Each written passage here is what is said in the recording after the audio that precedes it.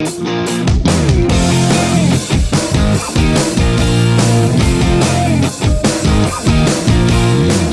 walked the floor some, but it's about lunchtime, and you're feeling hungry, and it's Thursday, so it's Food Truck Thursday.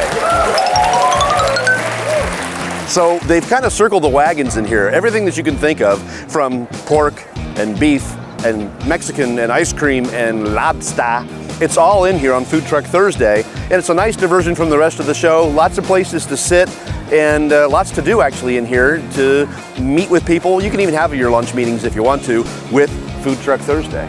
That's what I'm doing. Only I'm eating by myself and my newest friend, Mr. Bratwurst. Excuse me.